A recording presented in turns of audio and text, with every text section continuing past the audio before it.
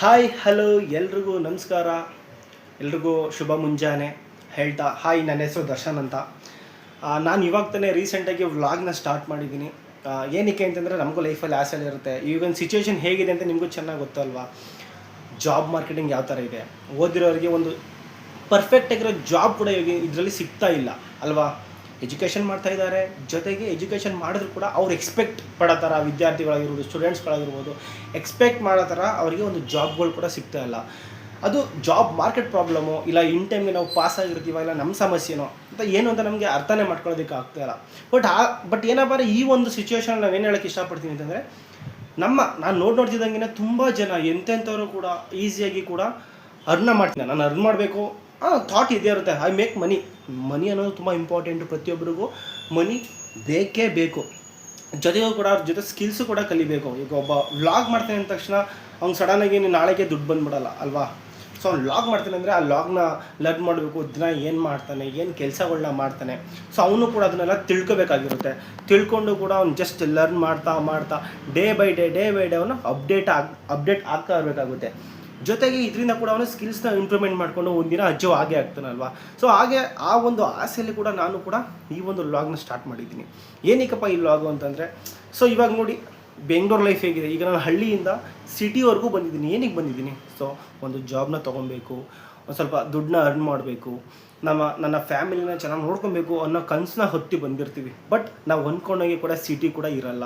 So ಇಲ್ಲಿ ಬಂದ ಮೇಲೆ ಇಲ್ಲಿ ಯಾವ ಥರ ಇರುತ್ತೆ, PG ಕಾಸ್ಟ್ ಆಗಿರ್ಬೋದು ಹೈ ಇರುತ್ತೆ. ಡಿಪೆಂಡ್ಸ್ ಆನ್ ನಾವು ಯಾವ ಏರಿಯಾದಲ್ಲಿ ಇರ್ತೀವಿ ಅನ್ನೋದ್ರ ಮೇಲೆ ಡಿಪೆಂಡ್ ಆಗಿರುತ್ತೆ. ಸೊ ಈ ಕಾಸ್ಟು ಅವ್ರು ಕೊಡೋ 20,000, 25,000, 30,000 ಆಗಿರ್ಬೋದು.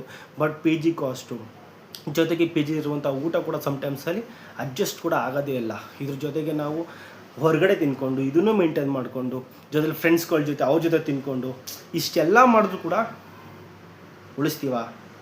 ಚಾನ್ಸೇ ಇಲ್ಲ. ನಾವು ದುಡ್ಡನ್ನು ಕೂಡ ಉಳಿಸೋದು ತುಂಬ ಕಷ್ಟಪಡ್ತೀವಿ. ಆ ದುಡ್ಡು ಹಿಂಗೆ ಬರುತ್ತೆ, ಹಿಂಗೆ ಹೋಗೇ ಬಿಡುತ್ತೆ.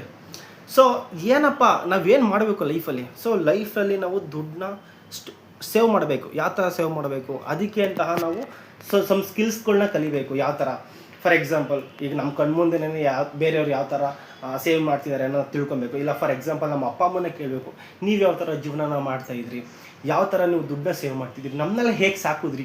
ಸೊ ಅವರಿಂದ ನಾವು ಒಂದು ಒಪಿನಿಯನ್ನ ತಿಳ್ಕೊಂಡ್ರೆ ಇನ್ನೂ ಚೆನ್ನಾಗಿರುತ್ತೆ. ಈಸಿಯಾಗಿ ಕೂಡ ನಾವು ಆರಾಮಾಗಿ ದುಡ್ಡನ್ನ ಸೇವ್ ಮಾಡ್ಬೋದು. ಅಟ್ಲೀಸ್ಟ್ ನಿಮ್ಮ ಕೈಲಿ ಸೇವ್ ಮಾಡೋದಕ್ಕಾಗಿಲ್ವಾ, ಸೊ ನಮ್ಮ ಅಪ್ಪ ಅಮ್ಮನಿಗೆ ಕೊಟ್ಟು ಕೂಡ ಸೇವ್ ಮಾಡಿಸ್ಬಹುದು. So it's a lot of ways ಇದೆ ಅಲ್ವಾ. ತುಂಬ ಇದೆ. ಬಟ್ ನಾವೆಲ್ಲ ಏನು ಮಾಡೋದು, ಇವಾಗ ತಾನೇ ಪಾಸ್ಔಟ್ ಆಗಿ ಬಂದಿರ್ತೀವಿ, ಕ್ಲಾರಿಟಿ ಇರೋಲ್ಲ, ಎಂಜಾಯ್ಮೆಂಟು, ಶೋಕಿಗಳು, ಶೋಕಿಗಳು ಏನೋ ಒಂದು ಮಾಡಬೇಕು ಲೈಫಲ್ಲಿ, ತಿರುಗಾಡಬೇಕು, ತಿನ್ನಬೇಕು, ಇದ್ದೇ ಇರುತ್ತೆ ಅಲ್ವಾ. ಸೊ ಇದೆಲ್ಲ ಇದ್ರೂ ಕೂಡ ನಾವೇನು ಮಾಡ್ತೀವಿ, ಇರೋ ದುಡ್ಡನ್ನೆಲ್ಲ ಮಾಡ್ತೀವಿ. ಸೊ ನಾವೇನು ಮಾಡಬೇಕು, ನನ್ನ ಒಂದು ಎಕ್ಸ್ಪೀರಿಯೆನ್ಸ್ ಏನಪ್ಪ ಅಂತಂದರೆ, ಯಾರೇ ಆಗಲಿ ತುಂಬ ಚಿಕ್ಕ ವಯಸ್ಸಿಗೆ ಈ ಆಲ್ಮೋಸ್ಟ್ ಒಂದು 22-23 ವರ್ಷಕ್ಕೆ ಎಲ್ಲ ಡಿಗ್ರಿ ಕಂಪ್ಲೀಟ್ ಆಗಿಬಿಡುತ್ತಲ್ವ. ಸೊ ನಾವು ಕೆಲ್ಸಕ್ಕೆ ಹೋಗ್ತೀವಲ್ಲ, ನಾವು ಒಂದು ತಿಳ್ಕೊಬೇಕಾಗಿರೋದು, money is very important in present life. ದುಡ್ಡೇ ಎಲ್ಲ ಆಗಿದೆ. ಮಾನವೀಯತೆ ಅದು ಸೆಕೆಂಡ್ರಿ. ಫಸ್ಟ್ ಪ್ರಿಫರೆನ್ಸ್ ಎಲ್ಲ ಕೊಡೋದು ದುಡ್ಡಿಗೆ ಆದ್ಯತೆ. ದುಡ್ಡು ಮಾಡಬೇಕು. ಪ್ರತಿಯೊಬ್ಬರು ಬಾಯಲ್ಲಿ ಬರೋದೇನು ಗೊತ್ತಾ, ಒಳ್ಳೆ ಕಾರ್ ತೊಗೊಬೇಕು, ಮನೆ ಮಾಡಬೇಕು, ಏನು ಬೇಕು ಅದೆಲ್ಲ ಮಾಡೋದಕ್ಕೆ ದುಡ್ಡು ಬೇಕಲ್ವಾ. ದುಡ್ಡೇನು ಸುಮ್ಮನೆ ಬಂದ್ಬಿಡುತ್ತಾ? ಸೊ ಬಿಸ್ನೆಸ್ ಮಾಡೋದಾದ್ರೆ ಇನ್ವೆಸ್ಟ್ಮೆಂಟ್ ಬೇಕಲ್ವಾ. ಯಾರು ಕೊಡ್ತಾರೆ ಇನ್ವೆಸ್ಟ್ಮೆಂಟು? ಸೊ ನಾವೇ ಸಂಪಾದನೆ ಮಾಡಬೇಕು. ಈಗ ನಾವು ಹುಟ್ಟಿರೋದು ಮಿಡಲ್ ಕ್ಲಾಸ್ ಫ್ಯಾಮಿಲಿ, ಸಾಯೋದು ಕೂಡ ಮಿಡಲ್ ಕ್ಲಾಸ್ ಫ್ಯಾಮಿಲಿಯೇ ಸಾಯ್ತೀವಿ. ಬಟ್ ಆ ಥರ ಸಿಚುವೇಶನ್ನ ಬಂದು ತಗ್ಲಾಕೊಂಡಿದ್ದೀವಿ. ಸೊ ಬೆಳೆಯೋರು ಮೀನ್ಸ್ ಯಾರು ಒಳ್ಳೇದು ಮಾಡಲಿ ಕೆಟ್ಟದ್ದು ಮಾಡಲಿ, ಬೆಳೆಯೋರು ಯಾವತ್ತಿರೋ ಪೊಸಿಷನಲ್ಲೇ ಇದ್ದಾರೆ. ಬಟ್ ನಾವು ಇಷ್ಟೊಂದೆಲ್ಲ ಕಷ್ಟಪಟ್ಟರು ಕೂಡ ಏನು ಗ್ರೋನೇ ಆಗ್ತಾ ಇಲ್ಲ. ಗ್ರೋ ಆಗಬೇಕು ಅಂದರೆ ನಾವು ಸ್ಕಿಲ್ಸ್ನ ಕಲಿತೀವಿ, ಏನೋ ಒಂದು ಮಾಡ್ತೀವಿ, ಆಗೋದಕ್ಕೆ ಅಂತ ಹೋಗ್ತೀವಿ. ಅಲ್ಲಿ 100 ಅಡ್ಗಾಲ್ಗಳು ನಮಗೆ ಬಂದೇ ಬರ್ತವೆ. ಕಾಮನ್ ಆಗಿ ಒಬ್ಬ ಮನುಷ್ಯ ಸಕ್ಸಸ್ ಆಗಬೇಕು ಅಂದರೆ ಸಾವಿರಾರು ಸಮಸ್ಯೆಗಳು ಕೂಡ ಲೈಫಲ್ಲಿ ಬರ್ತಾನೆ ಇರ್ತದೆ. ಬಟ್ ಅದನ್ನೆಲ್ಲ ಫೇಸ್ ಮಾಡಿ ಲೈಫಲ್ಲಿ ನಾವು ಒಂದು ಟಾರ್ಗೆಟ್ನ ಅಚೀವ್ ಮಾಡಬೇಕಾಗುತ್ತೆ, ಒಂದು ಗೋಲ್ನ ರೀಚ್ ಆಗಬೇಕಾಗುತ್ತೆ. ಸೊ ಪ್ರತಿಯೊಬ್ಬರು ಕೂಡ ಒಂದಲ್ಲ ಒಂದಿನ ಸಕ್ಸಸ್ ಆಗ್ತಾರೆ. ಸಕ್ಸಸ್ ಆಗೋದ್ರ ಜೊತೆಗೆ ಅವ್ರು ಅಂದ್ಕೊಂಡಿರುವಂತಹ ಡ್ರೀಮ್ಸ್ ಆಗಿರೋದು ಅದನ್ನೆಲ್ಲ ಕೂಡ ಫುಲ್ಫಿಲ್ನ ಮಾಡ್ಕೋತಾರೆ. ಎವ್ರಿಡೇ ಹೇಳ್ತಾರಲ್ಲ, ಒಂದಲ್ಲ ಒಂದಿನ ಆ ದಿನ ಅವ್ರಿಗೂ ಬರುತ್ತೆ. ಫಾರ್ ಎಕ್ಸಾಂಪಲ್ ಹಳಬ್ರು ಹೇಳೋರು ಏನಂತ, ಒಂದು ನಾಯಿಗೂ ಒಂದು ದಿನ ಬರುತ್ತೆ ಕಣೋ ಅಂತ ಹೇಳೋದು. ಹಂಗೆ ಪ್ರತಿಯೊಬ್ಬರು ಕೂಡ ಒಂದು ದಿನ ಬಂದೇ ಬರುತ್ತೆ. ಪ್ರತಿಯೊಬ್ಬರು ಕೂಡ ಸಕ್ಸಸ್ ಆಗೇ ಆಗ್ತಾರೆ. ಬಟ್ ಅವರಲ್ಲಿ ಕೂಡ ಲಕ್ ಅನ್ನೋದು ಇರಬೇಕಲ್ಲ. ನಾವು 99% ನಾವು ಎಫರ್ಟ್ ಹಾಕೋದು ಕೂಡ 1% ಲಕ್ ಅನ್ನೋದು ತುಂಬ ಮ್ಯಾಟ್ರ್ ಆಗ್ತಾ ಹೋಗುತ್ತಲ್ವಾ. ಸೊ ಇವಾಗ ನಾನು ಏನು ಹೇಳೋಕ್ಕೆ ಇಷ್ಟಪಡ್ತೀನಿ ಅಂತಂದರೆ, ಲೈಫಲ್ಲಿ ಕಷ್ಟಪಡ್ತಾನೇ ಇರಿ. ಜೊತೆಗೆ ಆ ಕಷ್ಟ ಜೊತೆ ಆ ಕಷ್ಟನ ಫೀಲ್ ಮಾಡಿ, ಇಷ್ಟಪಡಿ. ಜೊತೆಗೆ ಒಂದಿನ ದೇವರು ಕೂಡ ನಿಮ್ಮನ್ನ ಕೈ ಬಿಡಲ್ಲ, ಸಕ್ಸಸ್ ಕಡೆ ಕರ್ಕೊಂಡು ಹೋಗ್ತಾನೆ.